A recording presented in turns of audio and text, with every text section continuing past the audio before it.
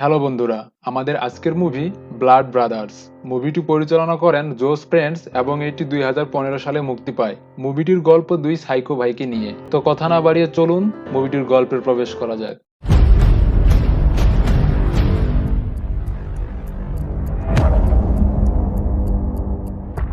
সিনেমার শুরুতে আমরা চার্লি নামক এক ব্যক্তিকে রক্তাক্ত অবস্থায় গাড়িতে উঠতে দেখি।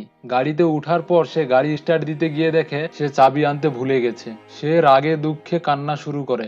এরপর সিন চেঞ্জ হয়। এখানে একটি ঘরে চার্লিকে তার বড় ভাই থমাসের সাথে দেখা যায়। তারা দুই ভাই মিলে একটি মাদকাসক্ত ব্যক্তিকে ধরে নিয়ে এসেছিল।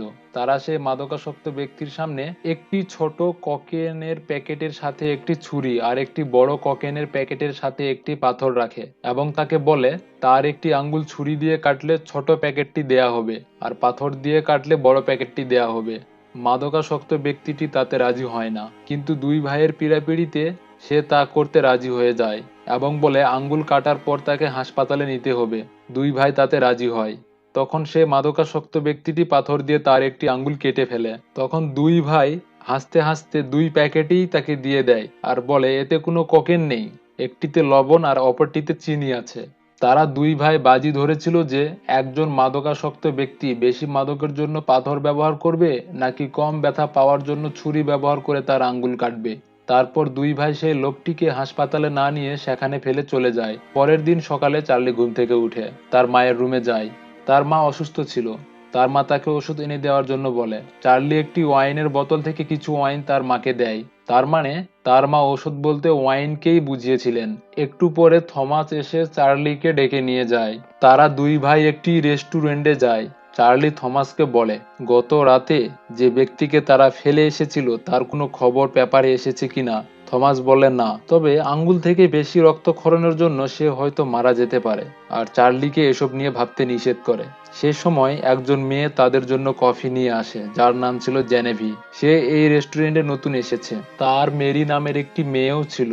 জেনেভি কফি দিয়ে চলে গেলে থমাস তাকে কিভাবে কাঁটা চামচ দিয়ে মারবে সেই চিন্তায় মগ্ন হয়ে যায়। চার্লস তাকে ডাক দিলে সে তার কল্পনার জগৎ থেকে বেরিয়ে আসে। থমাস জেনেভির প্রতি অ্যাট্রাকটিভ হয়ে গিয়েছিল কারণ জেনেভি দেখতে অনেক সুন্দর ছিল। তারপর দুই ভাই মুভি দেখার জন্য সিনেমা হলে যায় আর থমাস বলে কোনো বাজারের মেয়েকে সাথে আনলে খুব ভালো হতো। এরপর দুই ভাই একটি যৌনপল্লী থেকে এক মেয়েকে হোটেলে নিয়ে যায় যার নাম ছিল ভ্যানেটি। ভ্যানেটি থমাসের সাথে ইন্টিমেট হতে চাইলে থমাস রুম থেকে বাইরে বের হয়ে যায় কারণ ভ্যানেটির প্রতি তার ঘৃণা হচ্ছিল। চার্লসও তাকে পিছন থেকে ডাকতে ডাকতে বাইরে চলে আসে। থমাস বলে ওই মেয়ে পবিত্র নয়।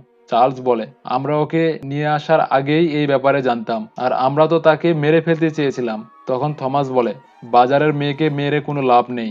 আমরা এমন একজনকে মারতে চাই যার মৃত্যুতে তোলপাড় সৃষ্টি হবে। এরপর বাসায় ফেরার পথে দুই ভাই এক ব্যক্তিকে হত্যা করে। বাসায় ফিরে চার্লস তার মাকে ঘুম পাড়ানি গান শুনিয়ে ঘুম পাড়ায়। পরের দিন চার্লস একা রেস্টুরেন্টে যায়। সেদিন রেস্টুরেন্টে চার্লস ছাড়া আর কোনো কাস্টমার ছিল না।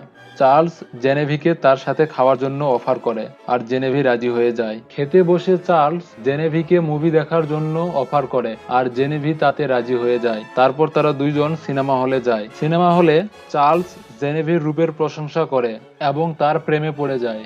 সিনেমা থেকে বের হয়ে তারা থমাসকে দেখতে পায়, যেও কিনা মুভি দেখতে এসেছিল।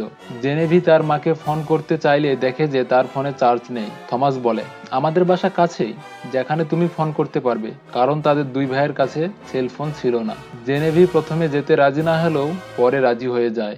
দুই ভাই জেনেভিকে তাদের বাসায় নিয়ে আসে, কিন্তু বাসার ফোনেও ডিসকানেক্ট থাকলে থমাস তার রুমে যায় সেলফোন আনার জন্য। চার্লসও তার সাথে সাথে যায়। চার্লস থমাসকে জিজ্ঞেস করে কেন সে সিনেমায় গিয়েছিল। থমাস বলে জেনেভি খুব সুন্দর আর সে তোমাকে চায় আর তুমিও তাকে ভালোবাসতে শুরু করেছো, তাই কিনা? চার্লস জবাব দেয় হ্যাঁ। থমাস চার্লসকে বলে তুমি ওই মেয়েকে বিয়ে করলে তুমি আমাকে বাসা থেকে বের করে দিবে। আমরা দুজনে পবিত্র থাকতে চেয়েছিলাম, তুমি ভুলে গেছো? আমি তোমাকে ভুল রাস্তায় যেতে দিব না, কারণ তুমি আমার ছোট ভাই। এখানে বলে রাখা ভালো, দুই ভাইয়ের মনের মধ্যে কল্পনায় একটি ইভেল স্পিরিট বাস করত যা তাদেরকে নিয়ন্ত্রণ করত। থমাস বলে জেনেভি অনেক সুন্দর, তাকে বিয়ে করলে ভালো হতো। তখন সেই ইভেল স্পিরিট বলে তাকে মেরে ফেলো। দুই ভাই জেনেভিকে হত্যার প্ল্যান করে আর রুম থেকে বের হয়ে থমাস জেনেভিকে বলে সে তার সেলফোন খুঁজে পাচ্ছে না। জেনেভি জানায় 1 ঘন্টার জন্য তার কোনো সমস্যা হবে না। থমাস জেনেভির জন্য খাবার তৈরির আয়োজন করে, আর চার্লসকে তার মা ডাক দিলে সে তার মায়ের কাছে যায়। চার্লস তার মাকে ওয়াইন ঢেলে দেয়। তার মা জিজ্ঞেস করে তারা কোনো খারাপ কাজ করছে কিনা। চার্লস জবাব দেয় না। সে আরও বলে, থমাস তোমার মাথায় খারাপ আইডিয়া দিয়ে উল্টাপাল্টা কাজ করছে না তো? চার্লস উত্তর দেয় না। এখানে আমরা জানতে পারি যে তাদের মা থমাসকে খুব একটা পছন্দ করত না। এদিকে থমাস জেনেভির সাথে অদ্ভুত ধরনের কথাবার্তা বলতে থাকে। চার্লস ওয়াইনের বোতল আর প্লেট নিয়ে আসে। এক পর্যায়ে থমাস জেনেভিকে খুন করার কথা বললে জেনেভি থমাসের মাথায় প্লেট ছুঁড়ে মারে, আর তা দেখে চার্লস জেনেভির মাথায় ওয়াইনের বোতল দিয়ে আঘাত করে। জেনেভি আহত হয়ে সেখান থেকে পালানোর চেষ্টা করে। তখন চার্লস একটি পাথর দিয়ে জেনেভির মুখে বারবার আঘাত করলে জেনেভি মারা যায়। আর সে তার কল্পনায় সেই ইভেল স্পিরিটকে দেখতে পায় এবং সে ফিল করে ইভেল ওয়ার্ল্ড থেকে তার মাথায় ফুল দিয়ে তাকে তার কাজের অভ্যর্থনা জানানো হচ্ছে। জেনেভির হত্যার পর দুই ভাই ছাদে বসে মদ পান করে। এরপর থেকে থমাসের মাইন্ড চেঞ্জ হতে শুরু করে, তার খারাপ লাগা শুরু করে। এরপর সিন চেঞ্জ হয়। হাসপাতালের মুর্দা ঘরে ডাক্তার শেনবার্গ, সে সময় হোমার গোল নামের এক ডিটেকটিভ সেখানে আসে। হোমার গোল ডাক্তারের সাথে হ্যান্ডশেক করে আর বাচ্চা কেমন আছে তা জানতে চায়, কিন্তু ডাক্তার বলে তার তো কোনো বাচ্চাই নেই। হোমার বলে সে লাশের বাচ্চার কথা জানতে চেয়েছে। ডাক্তার হোমারকে জেনেভির লাশ দেখিয়ে লাশের বর্ণনা করে। ডিটেকটিভ লাশ দেখে আর বলে সে জেনেভি হত্যার রহস্য উদ্ঘাটন করবে। পরের দিন দুই ভাই আবার সেই রেস্টুরেন্টে যায়। সেই সময় ডিটেকটিভ হোমার গোল তাদের টেবিলে এসে নিজের পরিচয় দেয় এবং বলে, জেনেভি যে এখানে কাজ করত তাকে হত্যা করা হয়েছে। তোমরা কি তাকে জানতে? চার্লস বলে তারা যখন এখানে খেতে আসতো তখন সে তাদের খাবার সার্ভ করত, এতটুকুই জানে তারা। হোমার দুই ভাইয়ের সম্পর্ক জানতে চাইলে তাদের কথায় আমরা জানতে পারি যে তাদের মা একজনেই, কিন্তু বাবা আলাদা। হোমার জেনেভির ব্যাপারে আরো অনেক কিছু জিজ্ঞাসাবাদ করলে চার্লস সেগুলোর উত্তর দেয়। থমাসের ভয় হচ্ছিল, কারণ না জানি চার্লস সবকিছু খুলে বলে দেয়। চার্লস তাকে তাদের বাসার ঠিকানা দেয়, আর হোমার চলে যাওয়ার সময় থমাসের সাথে হ্যান্ডশেক করতে চাইলে চার্লস বাধা দেয়। এর পরের সিনে চার্লসকে সিনেমা হলে দেখা যায়। মুভি দেখার সময় পিছনের চেয়ারে বসা ছেলে মেয়ে রোমান্স করছিল। তা দেখে চার্লস ডিস্টার্ব ফিল করে এবং তাদের পিছনের চেয়ারে গিয়ে বসে। সেই সময় চার্লসের কাল্পনিক ইভেল স্পিরিট ওই ছেলেটিকে শ্বাসরুদ্ধ করে মারতে বলে। চার্লস একটি তার নেয় ছেলেটির গলায় পেঁচানোর জন্য। সেই সময় সিনেমা হলের সিকিউরিটি ওই দুই ছেলে মেয়েকে রোমান্স করতে দেখে ফেললে তাদেরকে সিনেমা হল থেকে বের করে দেয়। এদিকে থমাস নেটে সার্চ দিয়ে ডিটেকটিভ হোমার গোলের ব্যাপারে জানতে পারে। হোমার গোল 98 ভাগ মামলার রহস্য উদ্ঘাটন করতে পেরেছে। এরপর হোমার জেনেভির মা এবং তার মেয়ে মেরির সাথে সাক্ষাৎ করে, আর মেরির সাথে হ্যান্ডশেক করলে মেরির মন বা ব্রেন কি চিন্তা করছে তা সে জানতে পারে। জেনেভি যখন প্রথম চার্লস এবং থমাসের সাথে পরিচিত হয়েছিল সেই ঘটনাটি মেরির মনে ঘুরপাক খাচ্ছিল, তা হোমার জানতে পেরে যায়। আর এটি হচ্ছে হোমারের বিশেষ গুণ, যে মানুষের সাথে হ্যান্ডশেক করে তার মনের ভিতরে ঢুকে যাওয়া, যেইটি আমরা এর আগেই দেখেছিলাম যখন মর্গে ডাক্তারের সাথে হ্যান্ডশেক করে জেনেভির মেয়ে কেমন আছে তা জিজ্ঞেস করে। তার মানে হচ্ছে ডাক্তার সেনবার্গ তখন জেনেভির মেয়ের ব্যাপারে ভাবছিল। আবার রেস্টুরেন্টে যখন হোমার থমাসের সাথে হাত মিলাতে চায় তখন চার্লস তাকে বাধা দেয়, কারণ চার্লসের হয়তো ডিটেকটিভদের এই ব্যাপারগুলোতে ধারণা ছিল। হোমার মেরিকে বলে, তোমার মাকে যারা হত্যা করেছে তাদেরকে খুঁজে বের করে শাস্তি দিব। রাত হলে চার্লি তার মায়ের জন্য খাবার এনে দেয় আর বলে, আমি আজ রাতে থাকবো না, টমাস বাসায় থাকবে। সেদিন রাতে চার্লি ড্রাইভিং করতে যেতে চাইলে থমাস তাকে বাধা দেয়। থমাস চার্লিকে হোমারের ব্যাপারে বলে, কিন্তু চার্লস বলে, হোমার আমাদের সন্দেহ করলেও প্রমাণ না পেলে তো আর কিচ্ছু করতে পারবে না। তারপর চার্লস বাইরে চলে যায়, কিন্তু সে গাড়ির চাবি ফেলে যায় আর থমাস চাবিটি তার পকেটে লুকিয়ে রাখে। চার্লস ফিরে আসে আর গাড়ির চাবিটি থমাসের কাছ থেকে নিয়ে যায়। এরপর চার্লস ভ্যানিটির কাছে যায় এবং তাকে সাথে নিয়ে আগের হোটেলের একই রুমে যায়। চার্লস তাকে গরম জল আর সাবান দিয়ে গোসল করার জন্য বলে আর একটি ড্রেস দেয় পরার জন্য। ভ্যানিটি রেডি হয়ে আসলে চার্লস তাকে বলে, আমি আজ রাতে তোমাকে মাথা থেকে পা পর্যন্ত খেয়ে ফেলবো। তারপর ভ্যানিটির মাথা ধরে ওয়ালে থাকা আয়নার সাথে আঘাত করে বিছানায় ফেলে দেয় আর মিউজিক ছেড়ে ডান্স শুরু করে। তখন ভ্যানিটি তার ব্যাগে থাকা পারফিউম চার্লসের চোখে স্প্রে করে আর একটি টেলিফোন দিয়ে তার মাথায় আঘাত করে সেখান থেকে পালিয়ে যায়। এদিকে বাসায় থমাস স্বপ্নে দেখে যে জেনেভির ভূত তাকে আক্রমণ করেছে। সে পালিয়ে বেড়ায়। একসময় জেনেভির ভূত তার কাছে চলে আসলে তার ঘুম ভেঙে যায়। এরপর আবার স্বপ্নে দেখে যে তার বুক থেকে অনেক প্রজাপতি বের হচ্ছে। এর পরের সিনে ডিটেকটিভ হোমারকে আবার ফরেনসিক ল্যাবে দেখা যায়। ডাক্তার সেনবার্গ তাকে জিজ্ঞেস করে কত সময় লাগতে পারে রহস্য উদ্ঘাটন করতে। হোমার জবাব দেয় 1 থেকে 2 দিন। তার পরের সিনে দেখানো হয় কিছু সময় আগে হোমার জেনেভির হাত ধরে তার মনের মধ্যে প্রবেশ করে আর জিজ্ঞেস করে কে বা কারা তাকে মেরেছে। তখন জেনেভির আত্মা বলে তারা মেরির কোনো ক্ষতি করছে কিনা।